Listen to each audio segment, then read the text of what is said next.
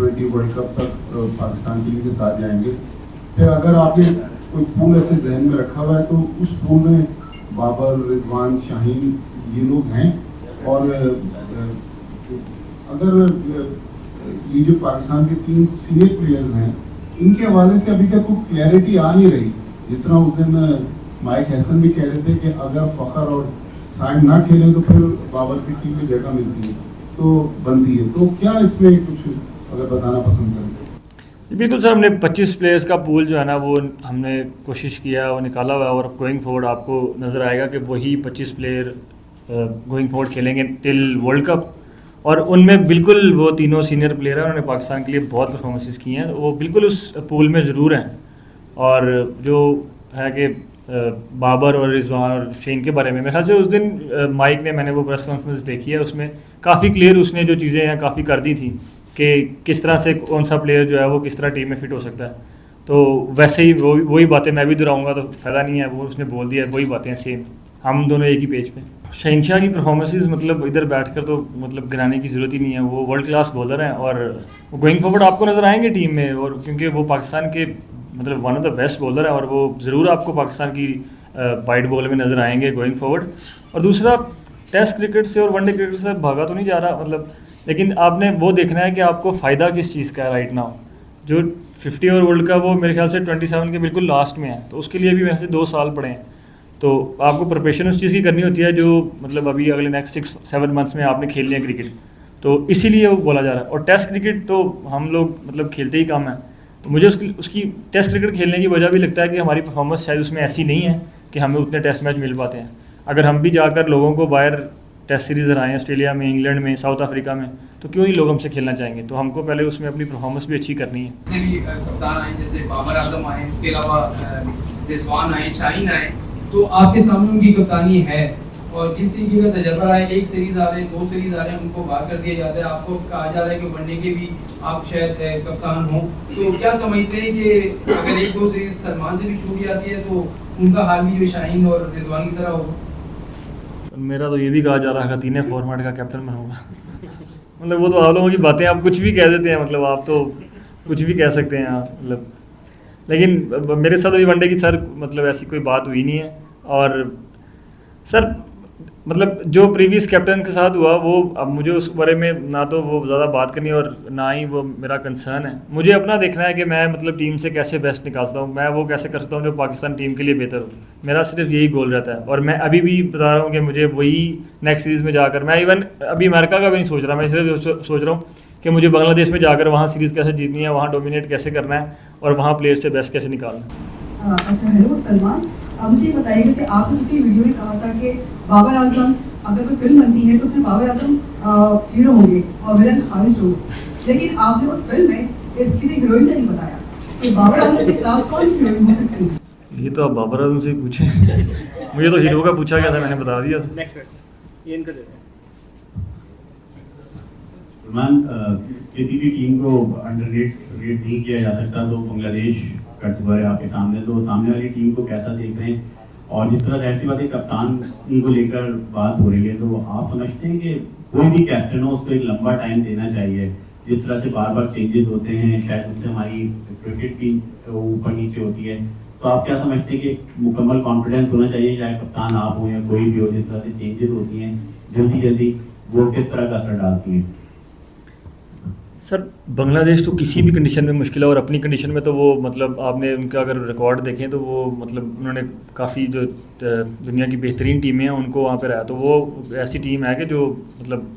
अपनी कंडीशन में तो बहुत आपको टफ टाइम देती है, और वो वहाँ पे हमें इस बात का आइडिया है और हमने उस तरह ही अपने आप को प्रिपेयर किया है। और सर मुझे लगता है कि किसी कैप्टन या किसी कोच के अलावा आप किसी भी सिस्टम को भी लाते हैं तो उसको आपको लंबा ही रन देना चाहिए, क्योंकि अगर आप किसी चीज़ को शॉर्ट तरीके में करते हैं या उसका जल्दी से जल्दी रिजल्ट चाहते हैं तो वो उतनी जल्दी नीचे भी जाती है। तो अगर आप किसी चीज़ को एक प्रोसेस के मुताबिक बनाते हैं और किसी चीज़ को मतलब एक वक्त देते हैं उसको, तो वो फिर लंबे जितने वक्त उसको देते हैं, जब वो चीज़ तैयार होती है तो फिर वो उतने लंबे अरसे के लिए चलती भी है। तो आप मतलब कोई भी अगर आपने सिस्टम बनाया या कोई भी कोच कैप्टन वॉट, लेकिन आपको उसको एक टाइम देना चाहिए ताकि उस टाइम के बाद आप अगर चीज़ें जाते हैं जैसे वैसे ना जाएँ तो फिर आप क्वेश्चन कर सकते हैं। 1-2 महीने से तो कोई मतलब ना जो चीज़ ख़राब होती है और ना चीज़ बनती। लास्ट क्वेश्चन अपनी कप्तानी पे कितना कॉन्फिडेंट है आप, क्योंकि पाकिस्तान टीम की कप्तानी करना बहुत मुश्किल होता है, और जैसे कि आप रिजवान और बाबर को देख चुके हैं, तो कितनी मुश्किल है पाकिस्तान टीम की कप्तानी और कितना कॉन्फिडेंट है आपको?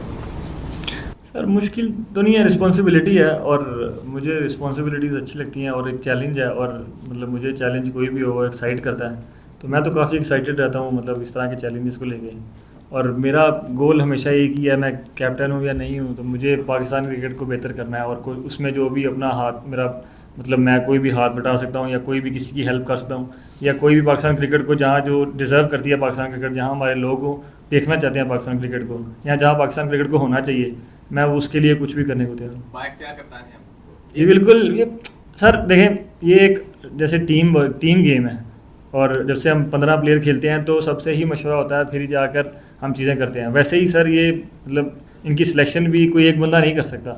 वो एक टीम है, सिलेक्शन कमेटी है, उसके बाद कोच और कैप्टन है, हम सब मिलकर ही डिस्कशन कर टीम बनाते हैं। ऐसा नहीं हो सकता कि कोई एक बंदा ही ये टीम बना ले। थैंक यू जी। सलमान, 16 जुलाई 2022 को आपका इंटरनेशनल कैरियर शुरू हुआ, 3 साल पूरे हो जाएंगे, 73 इंटरनेशनल मैच आपने तीनों फॉर्मेट्स में खेल लिए हैं, रेगुलर टीम का पार्ट है।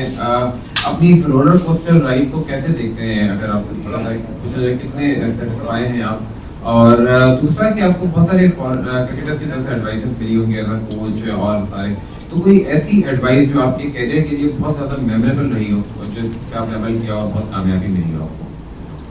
सर इतना तो मुझे भी याद नहीं था वैसे, लेकिन सर इंटरनेशनल क्रिकेट है, मतलब इंटरनेशनल क्रिकेट आसान नहीं है, आपको रोज़ नए नए चैलेंजेस आते हैं, मतलब जर्नी तो रोलर कोस्टर ही है, लेकिन मैं मतलब हर चीज़ को कोशिश करता हूँ कि मतलब किसी चीज़ का रिग्रेट नहीं रखूँ। तो मुझे ऐसा लगता है कि जैसे अभी तक इंटरनेशनल क्रिकेट चली है ऐसे ही चलनी चाहिए थी, और आगे भी जैसे ही चलेगी सर, वो मसला नहीं है, क्योंकि लाइफ है, लाइफ ऐसे ही चलती है, और ये इंटरनेशनल क्रिकेट है और कैरियर है, कैरियर मतलब लाइफ की तरह ही चलते हैं, ऊपर नीचे होते रहते हैं, तो उसमें मतलब मुझे इस तरह वो ज़्यादा रिग्रेट रहते नहीं, और मैं मतलब बहुत खुश हूँ अपने इंटरनेशनल कैरियर से सो फार। और दूसरा वह क्वेश्चन था कि एडवाइस, सर एडवाइसेस तो काफ़ी मिलती रहती हैं, मतलब ऐसा वो नहीं है, लेकिन एक मुझे जो सबसे बेस्ट एडवाइस थी वो मुझे याद है 2018 में या 19 में, मुझे याद नहीं है, वो मैं ए बी डिविलियर्स के साथ खेला था, तो उन्होंने एक बात बोली थी कि जो चीज़ आप कंट्रोल कर सकते हैं उसको कंट्रोल करें। सर वो मुझे लगता है कि ऐसी चीज़ थी जो मेरे करियर के लिए काफ़ी इंपॉर्टेंट थी, क्योंकि मैं कोशिश करता था कि हर चीज़ को कंट्रोल करूँ जो मेरे कंट्रोल में नहीं भी है, लेकिन मैं अभी कोशिश करता हूँ जो मेरे कंट्रोल में है वो कंट्रोल करूँ, और जो नहीं कंट्रोल कर सकता उस पर कंट्रोल करने का फ़ायदा नहीं है, तो उसके बाद मायूसी होती है। कैंप के हवाले से बताइएगा कि कैंप में प्रिपरेशंस कैसी रही, माइक के साथ जो है कैसा एक्सपीरियंस आप लोगों ने गेन किया, एंड सेकेंडली जैसे कि माइक ने कहा था मीडिया से बात करते हुए कि वहाँ की विकेट जो है स्पिनर्स के लिए बड़ी यानी साजगार साबित होंगी, तो उनको कैसे कंपेयर करते हैं आप? Thank you sir. ये कैंप का पूरा जो मकसद था वो यही था कि जो कंडीशंस हमें आगे मिलेंगी बांग्लादेश में, इवन अमेरिका और वेस्ट इंडीज़ में, तो उसी को मद्देनज़र रखकर यहाँ पर पिचेस को तैयार किया जाए, क्योंकि कराची में आपको पता होगा कि जो पाकिस्तान में अगर कहीं स्पिन ज़्यादा होता तो वो कराची ऐसी एक जगह है जहाँ पर ज़्यादा होता है, तो इस कैंप को यहाँ पर लाने की वजह भी ये थी, और इसमें पिचेस भी वैसी ही तैयार की गई हैं कि जो हमें गोइंग फॉरवर्ड हमें मिलेंगी, ताकि जो हम यहाँ से प्रिपेयर होकर जाएँ। और कैंप मुझे लगता है कि हम अब आज लास्ट डे है, लेकिन हम मुझे लगता है कि वेल प्रिपेयर्ड है, रेडी है, हम जाकर इंशाल्लाह अच्छी परफॉर्मेंस देंगे। जी मैंने बताया, हमने वही विकेट जहाँ पे कोशिश की है बनाने की, जहाँ स्पिनर सर हर स्पिनर्स का रहेगा, नवाज़ का रहेगा, इब्रार का रहेगा, सुफियान का रहेगा, इवन खुशी का रहेगा, मेरा अपना रहेगा, और जाहिर बात है हम जहाँ जा रहे हैं वहाँ पर स्पिन का डोमिनेशन ज़्यादा रहती है, हमारे पास इनफ स्पिनर्स हैं।